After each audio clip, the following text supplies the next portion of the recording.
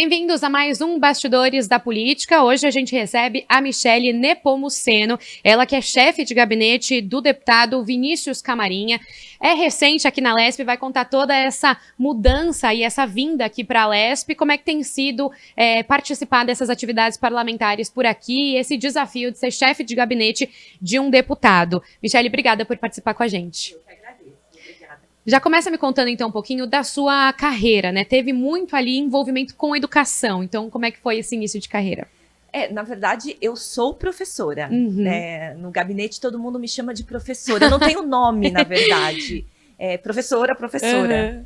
Acho que poucas pessoas sabem meu nome. Que coisa, vamos deixar aqui claro, né? Michele Nepomuceno. Eu sou professora concursada da rede estadual. Eu venho da educação e, por um tempo, eu trabalhei numa diretoria regional. Uhum. Depois trabalhei na rede particular também e trabalhei um tempo na Secretaria Estadual de Educação, na SEDUC. Foi onde eu conheci o deputado, né? Tive a honra de conhecê-lo lá numa audiência que ele foi lá para conversar com o secretário da Educação. Na ocasião, eu era diretora do Departamento de Transporte Escolar e ele foi para fazer uma solicitação junto a alguns prefeitos e, na oportunidade, me convidou a trabalhar com ele. E eu disse que eu não podia, que meu pai não deixava. Imagina, né? Meu pai não deixava eu trabalhar com política. Mas aí o tempo foi passando, eu trabalhei em outros departamentos dentro da educação, trabalhei 22 anos na educação, em vários departamentos. Esse primeiro convite dele foi quando? Em 2019. 2019. Em 2019. E nós mantivemos o contato. Meu pai realmente não deixava. Você segurou ali um tempinho para respeitar o pai? E porque eu sempre amei a educação, né? É de lá que eu venho, é lá que está, acho que meu coração ainda está lá. E eu ainda continuo trabalhando em algumas coisas na educação, em alguns projetos na educação. Acho que eu nunca vou deixar de ser professora, né? Mas numa das oportunidades, quando o deputado se tornou líder de governo com o governador anterior, ele reforçou o convite e eu falei, olha, pai, vou ter que ir eu vou agora. Tentar. Se realmente não for bacana, eu prometo que saio. Mas é muito bacana. E não é nada daquilo que a gente imagina fora daqui. Como meu deputado diz, existem maus políticos, mas a gente precisa de bons políticos. E eu tenho a honra de trabalhar acho que com o melhor. Então é por isso que eu estou aqui e pretendo continuar. E o seu pai? Meu pai conheceu o deputado e falou, tá bom, filha, você pode continuar. Confiou no seu taco também, no próprio deputado. Trabalho e acompanha o trabalho, porque só conhecendo de perto, porque é muito fácil falar, né? Isso que se diz por aí. Mas quando você faz mesmo e você conhece, aí você fala, não, então tá certo. Então é real. E você falou, né, que teve esse primeiro convite em 2019, depois quando ele virou líder, então esse convite foi reforçado. Você começou a trabalhar diretamente com ele em que ano? 21, 22? Foi quando ele virou líder. Ixi, gente, acho que foi 22, não era? Que aí foi antes até antes 21, da campanha. Né? 21, é verdade. 21. Então demorou aí 2 anos para você realmente aceitar. E 2021, então como é que foi esse início de trabalho com ele? Você já foi diretamente para chefe de gabinete? Não. Eu vim como assessora na liderança de governo. E, gente, perdi. Olha, eu vim para trabalhar com a questão dos convênios, com a questão das emendas parlamentares, que sempre foi o meu know-how, né? Que era o que eu fazia na Secretaria da Educação. Numa das partes que eu trabalhava na Secretaria da Educação, era onde eu tinha o conhecimento. Só que chegando aqui era diferente daquilo que eu fazia, porque quando você trabalha no executivo é uma coisa e aqui era outra. Claro, a base é a mesma, mas muita coisa eu não sabia. Então o doutor Rafael, que era o chefe de gabinete, atual chefe de gabinete da liderança do PSDB, né? Que me ensinou, que foi com a maior paciência do mundo, me ensinando tudo, e eu fui ali driblando. Desse início, qual que você acha que foi o maior desafio? Foi, de fato, fazer essa mudança de chavinha de um executivo para um legislativo? A chave. É muito diferente. É muito diferente. Até o jogo de cintura, eu lembro, assim, quando eu trabalhava na Secretaria de Educação, eu trabalhava das 7 da manhã às 4 da tarde. Chegando aqui, né, eu falei pro deputado, qual que vai ser o meu horário, né? Aí ele falou assim, olha, professora, né, fica à vontade, você pode montar o seu horário. Ótimo! Beleza, 7 horas eu tô lá, 4 horas eu tô indo embora.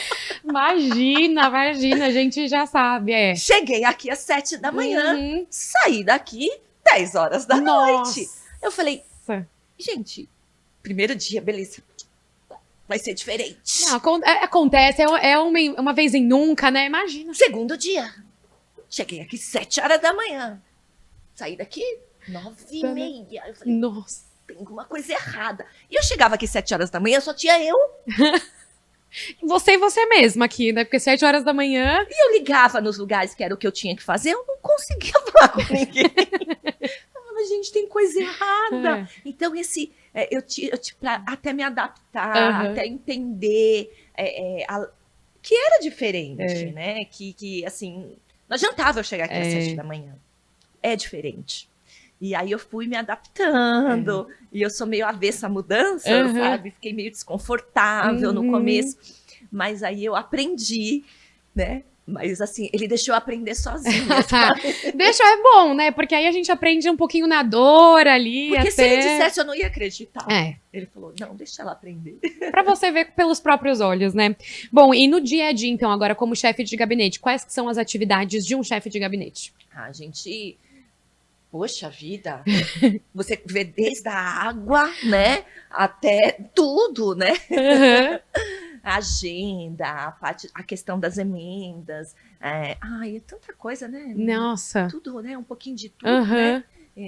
É bem trabalhoso, a questão da prestação de contas. Eu acho que a gente tem que ser muito detalhista, muito cuidadoso. O meu maior cuidado tá sempre atento para que nada saia do controle, para que a gente tenha um cuidado com o dia a dia dele, para que ele esteja livre para atuar e fazer aquilo que ele se propõe a fazer. Então, assim, a gente tem que cuidar eu acho que o meu trabalho, ele tá ligado a dar segurança para ele, para que ele possa atuar mais seguro e mais firme. Esse apoio que ele precisa, é para isso que eu tô ali. E a gente sabe que o deputado, ele tem assim, tem muitos deputados que têm esse perfil mais de aparecer, de vir na tribuna, de aparecer nas redes sociais, e o deputado, ele é muito assim de conversar, de articular, né? Então, também tem um desafio nesse sentido, até porque você falou da agenda. Eu imagino que a gente tenta às vezes trazer ele até no podcast, e é complicado, e a gente sabe que não é culpa assim de não querer, é realmente uma dificuldade de agenda. Porque assim, na verdade, por ele tá em todos os lugares. E aí ele quer atender todo mundo. E aí, professora, pode pôr, mas chefe, não cabe. Não, coloca. Põe. E aí, então, realmente não dá, porque milagre a gente já não faz. Ele não consegue, por mais que ele tente. E ele tenta, e às vezes não dá. Então, às vezes, a gente tem que ir adaptando a agenda e colocando. Isso quando, né, o governador não chama, e aí cai toda aquela agenda. Cai tudo, exatamente. E a gente tem que refazer. Viagem de última hora, ou para Marília, né, que é a base dele, ou até para Brasília. Nossa base é lá, inclusive ele está lá agora. Estávamos lá, eu estava lá, e vai para lá, e vem para cá, e vai para lá, e vem para cá. Porque assim, a gente tem um cuidado muito especial com Marília, com os municípios, mais de 80 municípios que a gente trabalha na região, né? E ele quer estar em todos os lugares, e ele conhece todo mundo pelo nome, todas as entidades. Professora, tal entidade já recebeu a emenda? Aí eu fico... Tentando lembrar qual que era, e ele sabe de cor. Qual o valor que foi, o objeto, ele sabe o nome da presidente, o nome de todo mundo, de todo mundo. E eu tenho que ficar anotando, e eu... vai ali na colinha, procura, assim, olhando de lado. Sabe? E é surpreendente, assim, surpreendente. E assim, um dos grandes desafios também é atrelar essa agenda dele com a agenda de pai e de marido, porque ele tem 2 filhos pequenos e ele faz questão de ser muito presente com aquelas crianças. E os filhos lá em Marília? Não, em São Paulo. Aqui em São Paulo. Facilita um pouquinho mais, né? Mas como eles são pequenos, eles demandam, né, muita um atenção. tempo, muita atenção, e ele é um pai muito presente. Então, assim, tem que dar conta. E pra você também, porque você também é mãe. Como é que é atrelar essa atividade como chefe de gabinete de um deputado muito ativo, que tem muitos compromissos, com a sua vida pessoal também, com essa função aí tão importante que é ser mãe? Eu tenho 2. Eu tenho uma de 21, Nossa, que mora no Rio e estuda lá, e uma de 15. Então, assim, as minhas já são maiores, elas já entendem um pouco mais, mas nem por isso é menos. Assim, eu tô falando com você aqui, o celular tá vibrando mensagem aqui, das duas. com mensagem o tempo todo, mas eu consigo dar essa assistência um pouco mais à distância. Então, quando eu vou viajar, por exemplo, né? Então, eu consigo gerir mais a distância. E elas são muito parceiras, elas entendem muito. Às vezes eu tô com ele viajando, sei lá, em Marília, aí ele pede desculpa para elas, né? Olha, assim, a mãe de você está aqui e tal, mas acaba que dá certo, né? A gente tem que dar, até porque elas entendem. E assim, eu trabalho bastante, não é pouco não, sabe? Às vezes eu fico chateada assim, trabalha funcionária pública. O quê? Eu fico brava, sabe? A gente trabalha pra caramba. Porque não é só o tempo que tá aqui também, né? O tempo que tá em casa, que às vezes seria um tempo livre, não tem horário para trabalhar com um deputado. Não tem sábado, não tem domingo. E digo mais, meu deputado tem rodinha no pé. 5 horas da manhã, 11 horas. Meu Deus do céu. Não tem. E o telefone toca e bate aqui no relógio. Vixe, peraí que é ele. Deixa eu atender. Eu tenho que atender. E eu atendo e acabou. Então, assim, não tem férias, não tem recesso. Não tem recesso. O pessoal tá em casa, não tem recesso, não. E ok, eu sei disso, é uma opção. Eu já sabia disso quando foi para vir para cá. E tá legal, entende? E isso é um exemplo também para elas. Elas entendem. E eu espero que isso elas levem com elas. Alguma delas escolheu assim, ou pretende escolher ir pelo mesmo caminho que a mãe? Eu não sei. Eu espero que se elas tiverem a visão e a perspectiva de que a gente trabalha. E quando a gente trabalha com o que a gente gosta, a gente faz bem feito. E a gente gosta e é feliz, já tá bom, né? Uma faz direito, a outra quer fazer fisioterapia. Que legal. Então, não sei se virão para o mesmo caminho, mas se tiverem a mesma visão, já tá bom. E você falou um pouquinho, né, que quando você chegou aqui, teve o contato com o chefe de gabinete na época, que agora ele é chefe da liderança, porque o deputado Vinícius Camarinha também é líder da bancada aqui do PSDB, que é uma das maiores aqui da casa. Isso. Então, as atividades dele como deputado de um partido e como líder desse partido são separadas, até com pessoas responsáveis por isso, separadas. Olha, né, assim, a gente trabalha muito em equipe, né? Porque não tem como, a gente precisa trabalhar precisamos trabalhar unidos, não tem essa separação. É claro, o Dr. Rafael, ele é chefe de gabinete da liderança da federação, né? PSDB Cidadania, são até ambientes separados, mas a gente está sempre juntinho, então muita coisa que a gente faz é junto, tem algumas coisas que acabam se misturando, Porque o deputado é um só, né? É ele, é uma pessoa.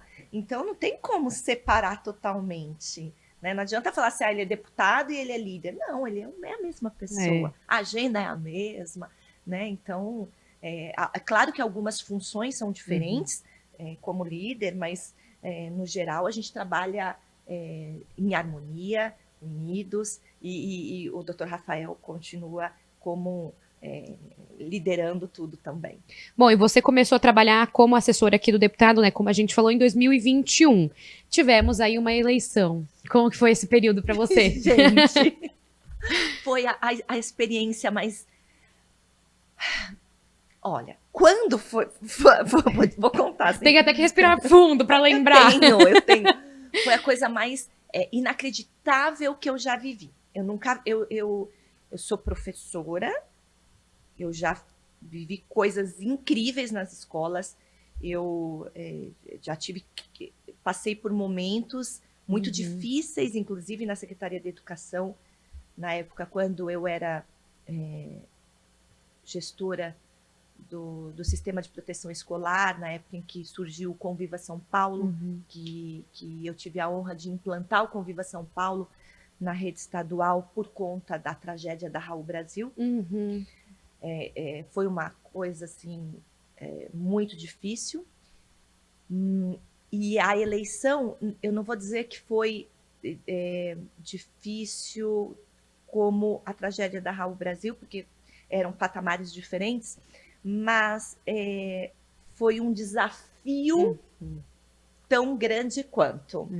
Eu me lembro quando foi na época da eleição, eu estava inscrita para fazer uma prova de Ironman, porque eu faço triatlon, e eu cheguei para o deputado, eu falei, olha, vou fazer o Ironman em setembro. Ele falou assim, professora, olha, tudo bem, você pode fazer, só que eu acho que vai ser difícil. Eu consigo. Eu consigo. Por que eu não ouvi meu chefe? Por quê? Eu passei 60 dias em Marília. A gente trabalhava, assim, 18 horas por dia e não dava conta, né? Era muita coisa. Ele chegava a visitar 9 cidades por dia. A equipe toda, né? Todos muito empenhados, trabalhando como um reloginho, né? A gente trabalhava como um reloginho, todos muito unidos.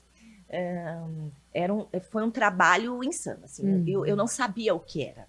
Toda a equipe que está com ele há muitos anos. Ele, assim, a característica dele, ele preza muito pela lealdade, muito. Isso, eu tenho essa admiração por ele, por isso também. As pessoas que começam a trabalhar com ele não desgrudam mais. E foi a primeira vez. Então eu era a única novata. Eu era a única desavisada numa eleição. E quando eu me deparei com o que era uma eleição, eu fiquei que era uma campanha, né? Eu fiquei realmente surpreendida. Mas, claro, surpreendida positivamente, porque eu consegui perceber o quanto um bom trabalho,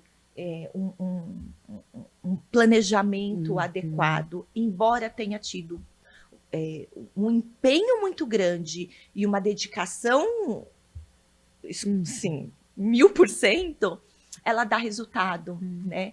E claro, foi um fiasco na minha participação no Ironman. Fui. Mas... Bom, porque 60 dias a gente sabe quanto isso... Você fica uma semana assim na academia já... Eu que ainda sou aqui, ó, não sou nem perto de Ironman, não consigo nem correr direito. Se eu fico uma semana, eu já sinto o efeito. Então imagina 60 dias trabalhando 18 horas, já uma privação de sono, um cansaço, um estresse ali do dia a dia normal, né? Era. Porque assim, embora tivesse tudo muito calculado, tudo muito planejado, é muito trabalho, né? E um cuidado muito grande para a gente não errar. A gente não podia errar. Né? E assim, na verdade, a campanha, ela é só o fruto de um trabalho de 4 anos. Porque não foi só a campanha. A gente, o deputado, ele não surgiu ali em 2 meses. Ele está no 5º mandato. Então, assim, é um trabalho que vem sendo feito dia a dia. A gente só precisou trabalhar tudo isso que vinha sendo feito. Mas foi surpreendente, positivamente. Mas Já agora tá preparada para a próxima. com certeza, pode vir que eu tô pronta. Não vai ter Iron Man aí, não vai se inscrever. Não. Um por vez, né? Um desafio, uma maratona por vez. Um Iron Man por vez. Um Iron Man por vez, porque a campanha acho que a gente também já pode chamar do Iron Man de política, né?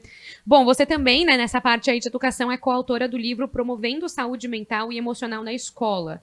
Tem conseguido trazer essa pauta também para o mandato do deputado? Como é que está trabalhando essa questão da educação?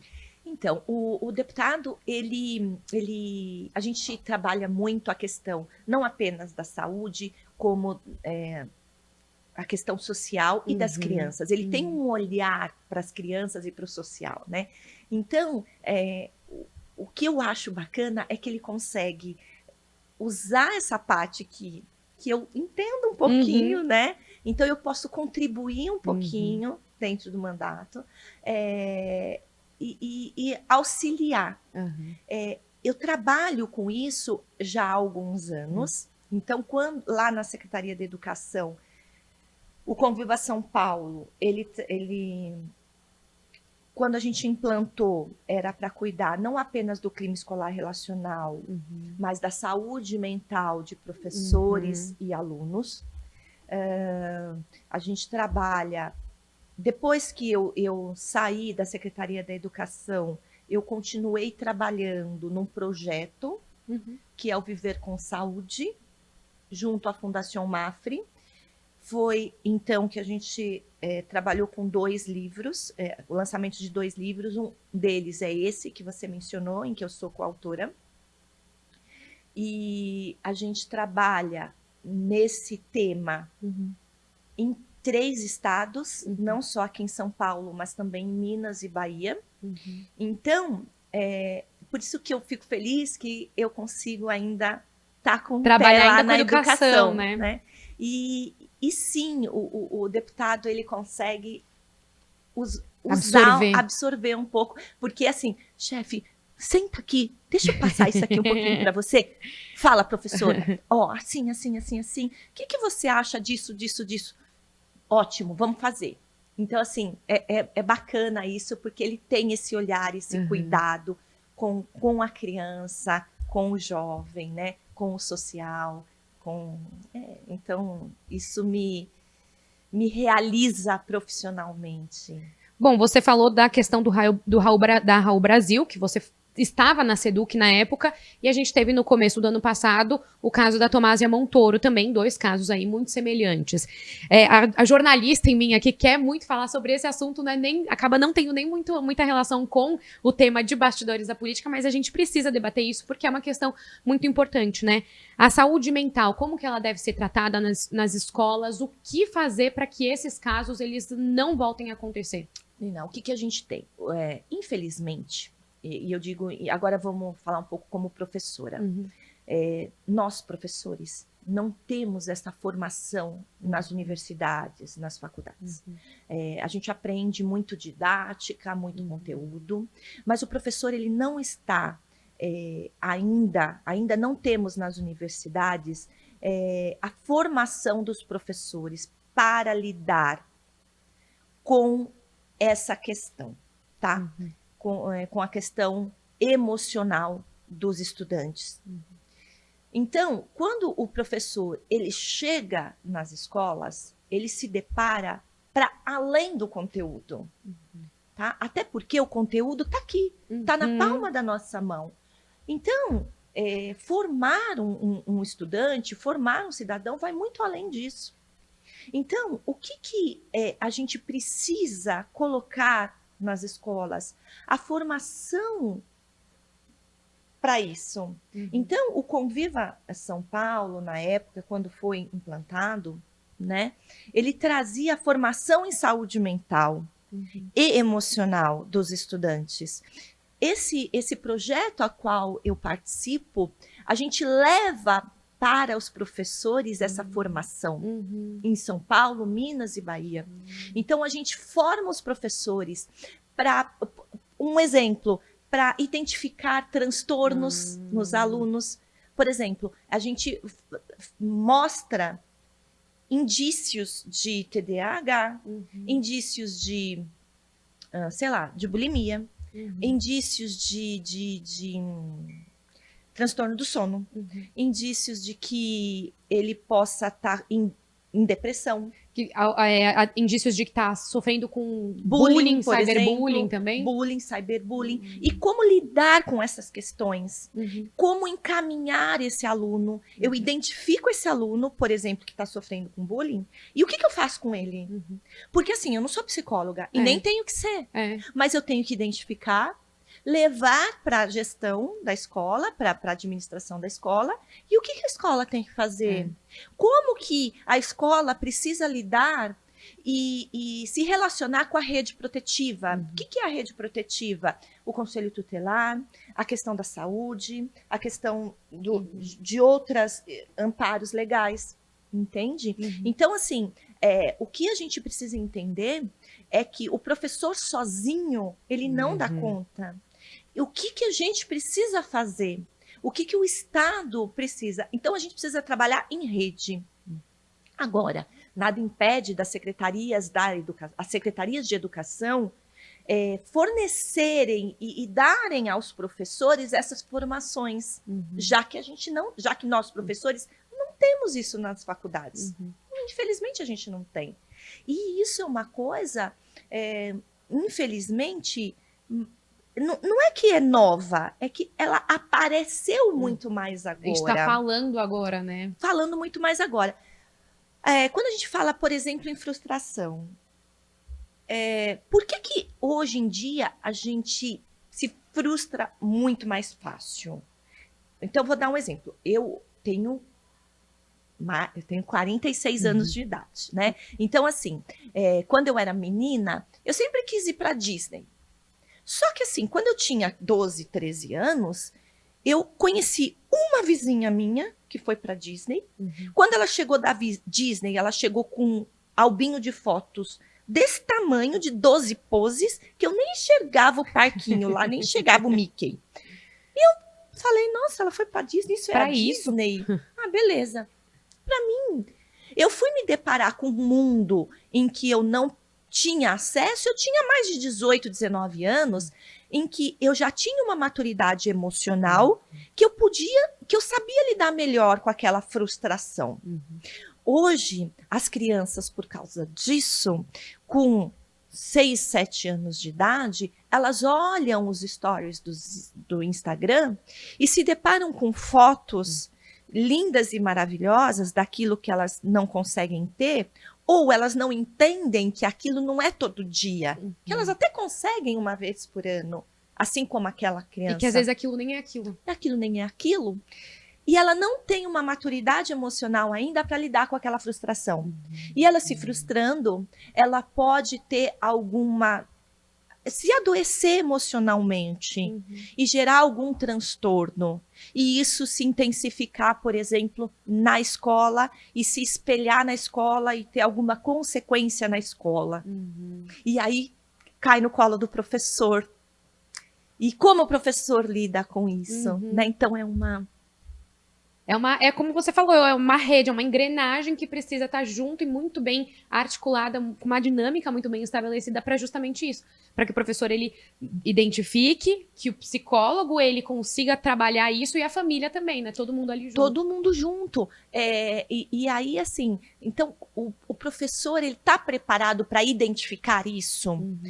Para identificar se é só tristeza ou se é um transtorno? Você sabe a diferença entre quando a criança está só triste ou ela está realmente com um transtorno? Então, às vezes, é isso que o livro fala, é isso que o projeto fala, né? É isso que eu trabalho em paralelo e que eu trago para o deputado e ele olha com bons olhos, né? E isso ajuda ele no trabalho dele e me ajuda a me realizar também.